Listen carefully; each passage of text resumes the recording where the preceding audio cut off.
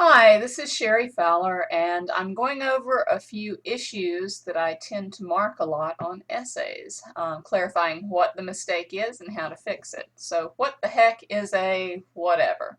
So, the first one we have here is awkward wording. This basically means your wording does not make sense. Maybe your typing cannot keep up with your brain. Maybe you were thinking about what's for lunch, but for whatever reason, it just doesn't make any sense. And this really gives your teacher a headache.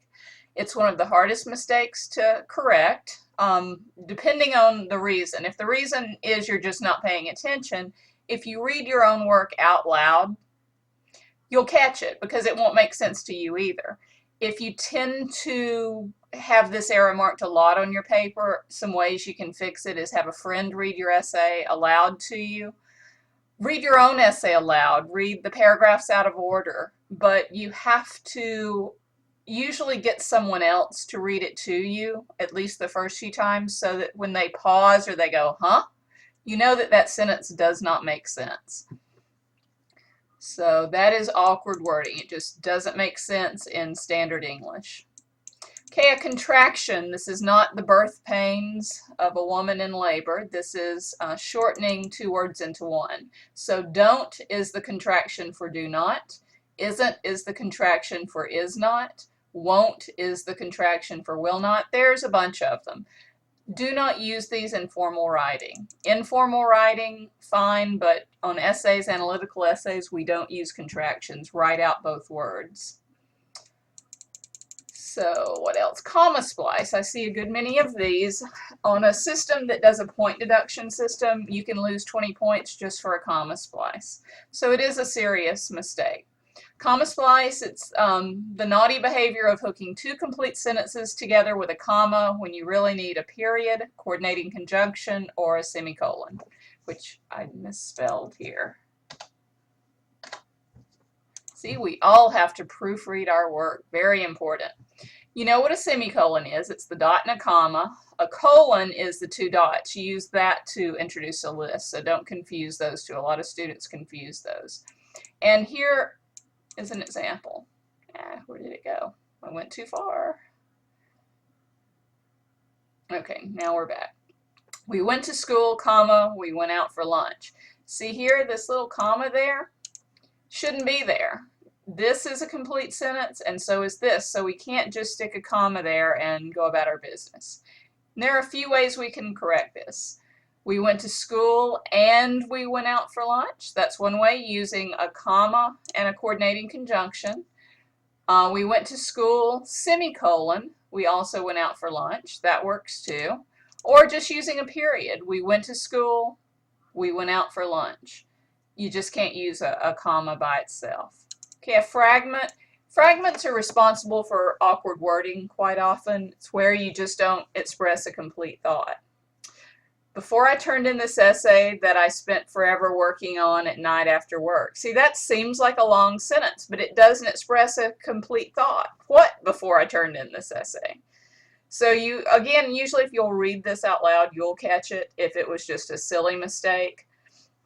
Or if you have a friend read it to you. That's why we do peer editing in class as often as we can. So it's easier to catch mistakes sometimes in someone else's writing than your own. We tend to read what we think we've written rather than what we've actually written. So even though this is a long fragment, it isn't a complete sentence. It doesn't express a complete thought. So let's look at some ways to correct it. Before I turned in this essay that I spent forever working on at night after work, comma, I remembered to proofread so I would catch this fragment. See, this information tells me exactly what it was that I did before I turned in this essay that I spent forever working on at night after work. Okay, literary present tense. I say this a lot. Use present tense verbs when you're writing on literature. Use present tense verbs to discuss literature as though the story is currently taking place. That's the idea behind it. In Poe's poem, The Raven, the bird continually says, not said, nevermore. So says is present tense, where said is past tense. Now, if in the introduction, if you're giving history to the time period or about the author's background, it is okay to use past tense. So remember, history equals past tense, literature equals present tense. Let's write that in here.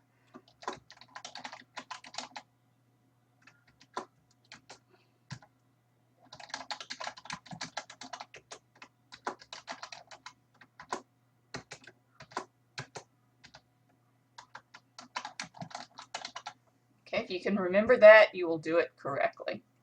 Okay, pronouns. A lot of you struggle with this. Second person pronouns are the biggest problem. You, your, don't use these in formal writing. You never say you because you're basically pointing your finger at the audience and you're making assumptions about your audience that you cannot make. So do not use you in formal writing. If you know you have this problem and you do it a lot in essay and I'm always marking it or your teacher's always marking it, there's a little test that you can do. You can go up here to find, and then you type in the word you want to find, you. And it identifies everywhere it is in your essay. And then you can make the decision if you need to fix it or not. If it's in a quote, leave it alone. But if it's not, it shouldn't be there. And it will highlight it in your writing. So that's a really good tool. Again, you just go to find and type in the word and you're good to go. Very useful. Okay, first person pronouns. I, me, my, us, we, our. Only use these in personal essays. If it is a personal essay, you have to use first person pronouns because it is about you and your thoughts. The strangest essay I ever received was a personal philosophy essay that tried to use third person and kept referring to himself as the student. Very strange. So if it is a personal essay, first person is fine, but still no second person. The only time you can use second person is if you're giving a speech and the you really is the audience that you're looking at. Okay, third person is what we typically use in essays because it is the formal pronoun. He, she, they, it, them, him, her. There are more, but it is the third person, not you or not I, the other. Okay, a run-on sentence. Run-on is where you're sticking two complete sentences together without any punctuation. It is very naughty. Very, very naughty. I went to school. I went to work later in the afternoon. You can't even breathe there. You're just running right into two sentences. You're just smashing them together, and it's very awkward and not grammatically correct. So the correct would be, there's a few ways to correct it. I went to school, period. I went to work later in the afternoon. Or you could say, I went to school, semicolon. I went to work later in the afternoon.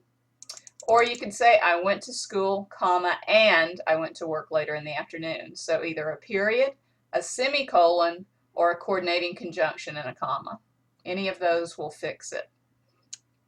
Okay, topic sentences. We talk about this a lot as we're beginning essays.